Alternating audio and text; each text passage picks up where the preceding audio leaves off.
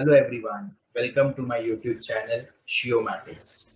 Today we are going to complete four sums of exercise 1.1 commission brokerage and discount chapter. Sum number 1, sum number 3, 6 and 8.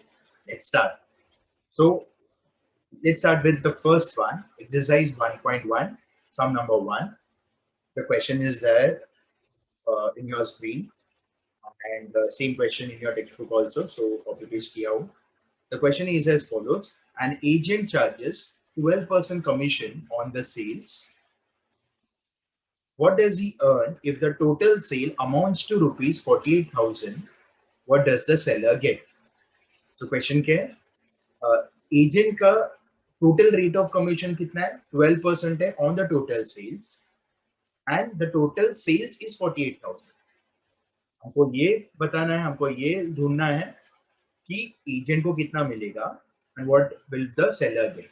What does the seller get? So हम क्या करेंगे 48,000 is the total amount. वो 48,000 में से 12% will go to the agent and उसमें से deduct करके होने के बाद सेलर को मिल जाएगा जो भी डिडक्टेड अमाउंट. तो फर्स्ट ऑफ ऑल 48,000 का 12% कैलकुलेट करेंगे, उसमें से जो भी अमाउंट आएगा 48,000 में से डिडक्ट करेंगे, जो अमाउंट बचेगा वो सेलर को मिलेगा. Let's start. The solution is as follows.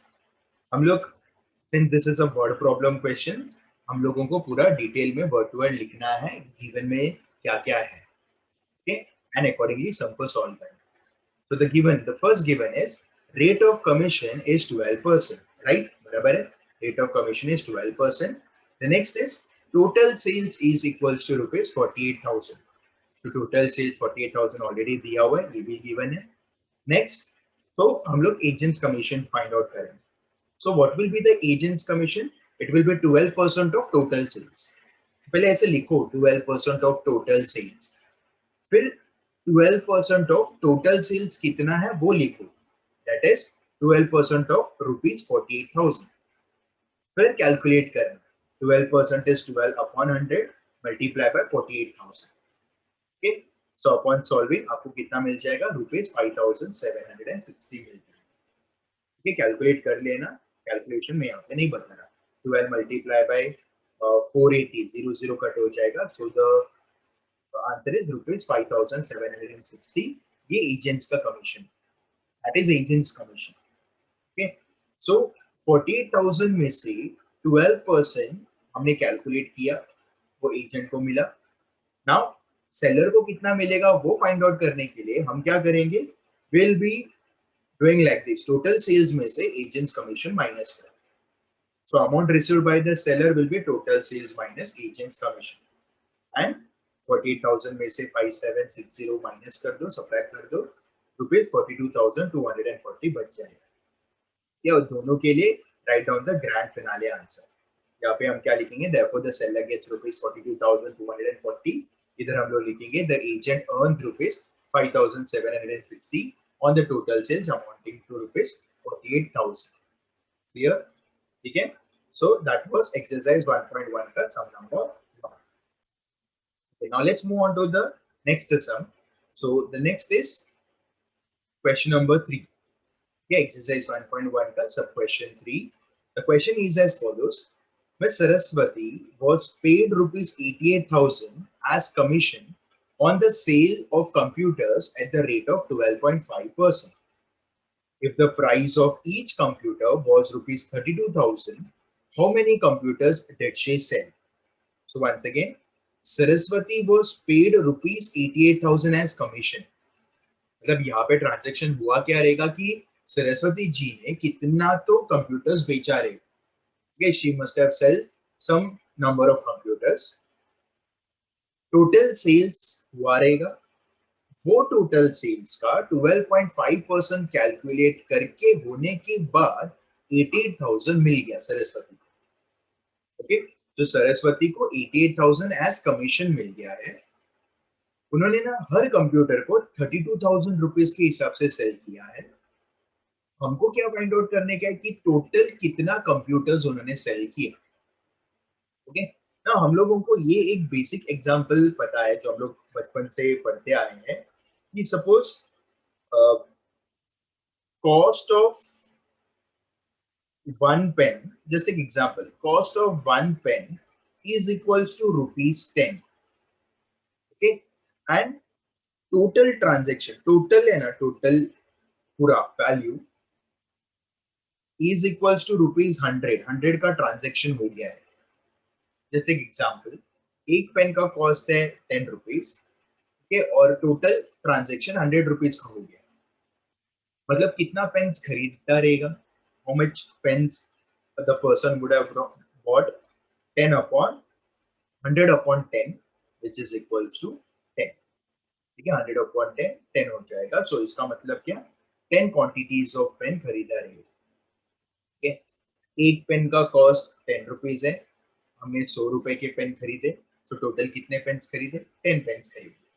In the same manner एक कंप्यूटर का कॉस्ट 32,000 रुपीज है, हम कितना तो टोटल ट्रांजैक्शन करने वाले हैं, तो वो जो टोटल ट्रांजैक्शन मिलेगा, टोटल सेल्स जो मिलेगा वो डिवाइड बाय 32,000 करेंगे, so we will be getting the number of computers sold by Saraswati ji, miss Saraswati. Okay, so solution starts like this. Given commission on the sale of computers is equals to rupees 88,000. Next, rate of commission is equals to 12.5%. Next, price of one computer is rupees 32,000.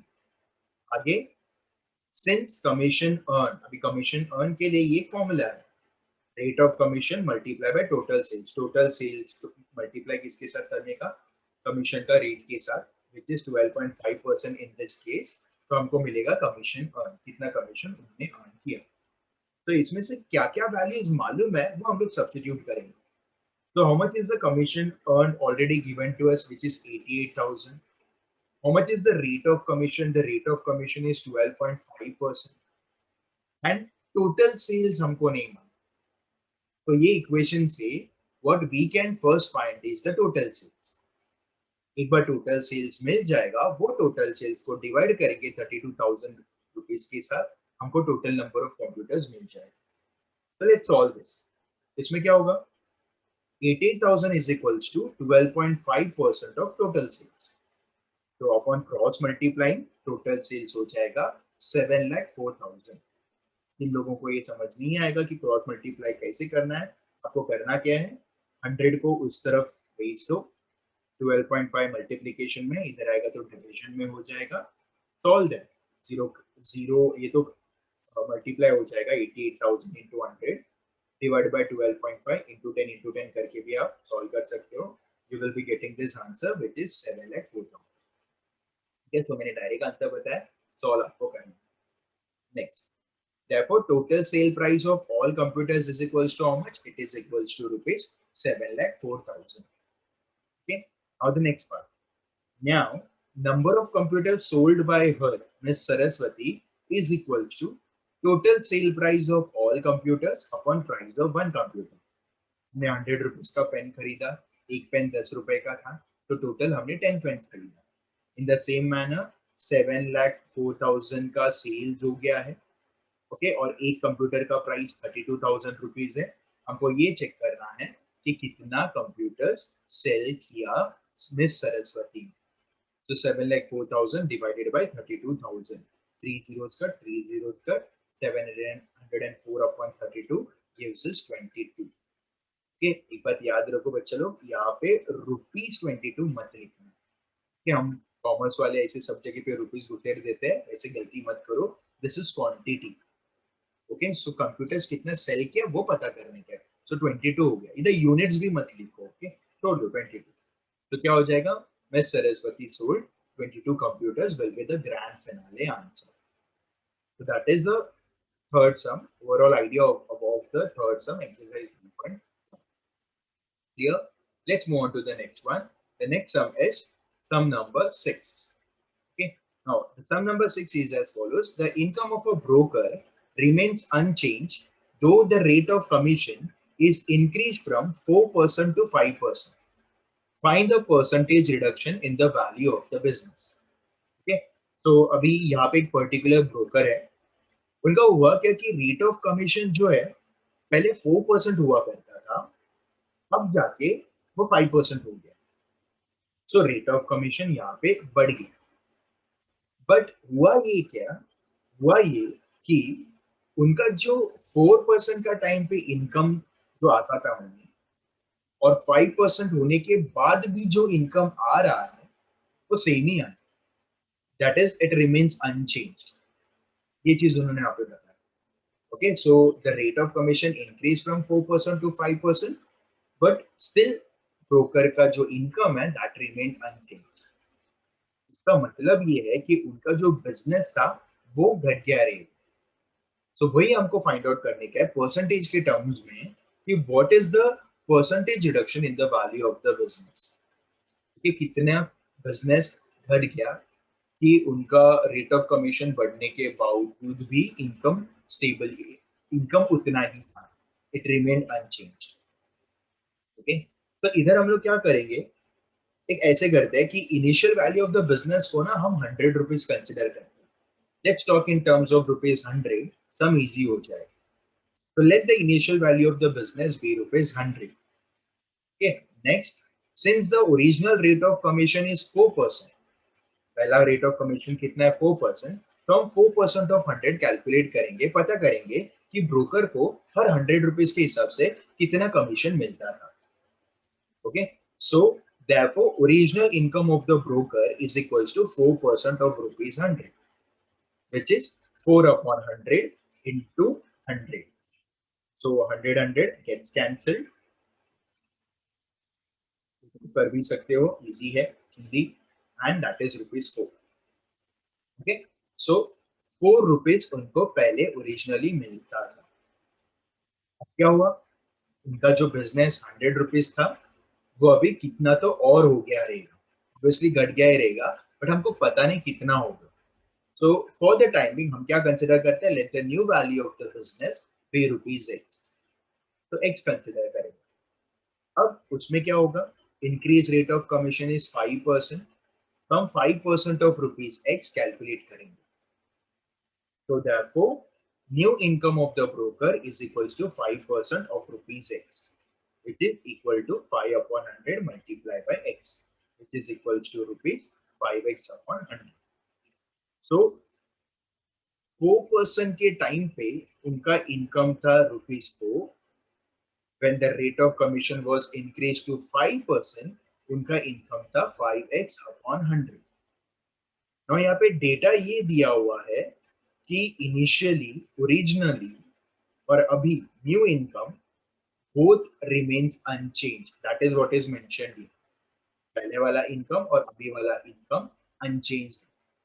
इसका मतलब ये वाला amount और ये वाला amount same है। So that's the hidden data here. Hidden तो बोल नहीं सकते, सामने दिख ही रहा है ऐसे, remains unchanged. Okay, the brokerage remains unchanged, original income जो है that remains unchanged. So given original income is equals to new income. Therefore, 4 is equals to 5x upon 100.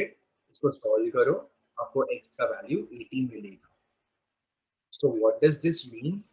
पहले 100 रुपीज का बिजनेस था, 4% के हिसाब से 4 रुपीज मिला, अब बिजनेस घट के 80 रुपीज हो गया है। तो अगर आप इसका 5% करने जाएंगे तो भी 4 रुपीज ही हो रहा है। तो ओरिजिनल इनकम, न्यू इनकम दोनों सेम ही है। Okay, so new value of the business is rupees 80। यहाँ पे सम खत्म नहीं करना है, एक बात याद रखो, परसेंटेज रिडक्शन को। So finally what you have to do is you have to write the final answer in terms of percentage. So new value of the business is rupees 80, therefore reduced value कितना हो गया, original value minus new value, therefore that is equals to 100 minus 80, which is equals to rupees 20. So कितना percent reduction हो गया, 20% reduction हो गया in the value of the business. That is 20% reduction in the value of the business. ठीक है, so 4% का 5% होने के बावजूद भी उनका बिजनेस क्या हो गया, 100 रुपीज का 80 रुपीज हुआ, एंड इस वजह से उनका जो ओरिजिनल इनकम था और न्यू इनकम था वो सेम ही था। ठीक है, so that is all about sum number 6। तो इसी तरीके से एक और एक सम है, the last sum for this video, sum number 8. Okay, Deepak's salary was increased from rupees 4,000 to rupees 5,000. The sales being the same due to reduction in the rate of commission from 3% to 2%, his income remains unchanged. Find his sale. तो यहाँ पे क्या हुआ, दीपक का जो salary था वो पहले 4,000 था, बढ़कर 5,000 हो गया. तो ये salary increase from rupees 4,000 to rupees 5,000. But on the other end उनका जो रेट ऑफ कमीशन पहले 3% हुआ करता था वो घट के रिड्यूस होके 2% हो गया. सो सैलरी बढ़ गया लेकिन रेट ऑफ कमीशन घट गया, कम हो गया. एंड इस वजह से उनका जो इनकम है, that income remains unchanged. What you have to find, sales कितना था, फाइंड हिज सेल्स. वैसे क्या हुआ, कितने का सेल्स था वो फाइंड आउट. तो इधर हम लोग स्टार्ट कैसे करेंगे, let the sales made by Deepak be rupees X. Since sales पूछा है उसको हम एक्स कंसिडर करेंगे. नेक्स्ट हियर दीपक का जो इनकम है वो किससे किससे बना हुआ है. दीपक का income comprises of what, it comprises of salary plus commission on the sales. उनका जो टोटल इनकम है वो सैलरी तो है ही प्लस कमीशन भी. तो सबसे पहला case, original salary is equals to rupees 4,000. Original rate of commission is equals to 3%. So therefore income earned, ये फॉर्मूला को फॉलो करेंगे.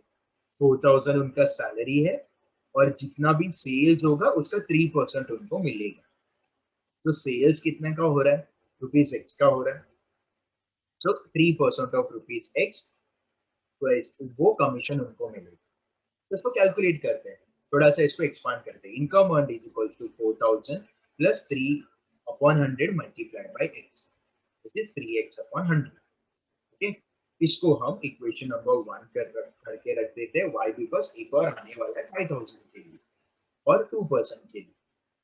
और इक्वेशन नंबर 1 के साथ साथ एक और इक्वेशन मिलेगा, इक्वेशन नंबर 2. कंडीशन ये है कि both the income remains unchange. 1 और 2 को हम इक्वेट कर सकते हैं. ठीक है. So now the next thing, now increase salary is equals to rupees 5,000.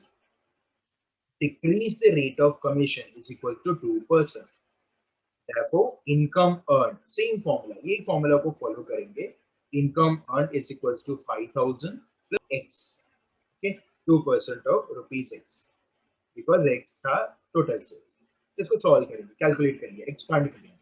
So क्या हो जाएगा, that is equals to income earned is equals to 5,000 plus 2x upon 100. Let us name this as equation number 2. Okay, अब हम क्या करेंगे, हम given में जो दिया है वो लिखेंगे. Since it is given that Deepak's income remains unchanged, इसका मतलब क्या कि from 1 and 2 original income और new income same ही है. So what is the original income earned, 4,000 plus 3x upon 100. नया क्या है, the new is 5,000 plus 2x upon 100. तो इसको हम सॉल्व करेंगे. 4,000, 5,000, 3x upon 100 और 2x upon 100 को साथ में रखेंगे. मतलब क्या करेंगे, ये प्लस 2x upon 100 इधर चली आएगी तो माइनस 2x upon 100 बन जाएगी. प्लस 4,000 उस तरफ चला जाएगा तो वो माइनस 4,000 हो जाएगा. these are very childy steps, मतलब पूरा बताने की भी जरूरत नहीं थी, एक्चुअली आप कर सकते हो. therefore on solving, इसको सॉल्व करके होने के बाद ये 5,000 माइनस 4,000 1,000 हो जाएगा. ये 3x upon 100 और ये minus 2x upon 100 x upon 100 हो जाएगा. 100 उस तरफ चला जाएगा. सॉल्व करके you will be getting rupees 1 lakh. तो कितने का सेल्स किया दीपक ने, 1 लाख रुपीज का सेल्स किया. तो grand finale answer, therefore the total sales made by Deepak is of rupees 1 lakh. ठीक है. So this was sum number 8. और ये थे आज के वीडियो के लिए 4 सम्स जो टिपिकली रिलेटेड सम थे. ठीक है, आप लोग स्क्रीनशॉट लेके कर सकते हो या पॉज करके ये सम को कॉपी भी कर सकते हो. मैंने आपके लिए वेट नहीं किया, काम था सम को समझाना. So thank you so much everyone. That's it for today. Love mathematics, follow geomatrics, and always remember every problem has a solution. Thank you.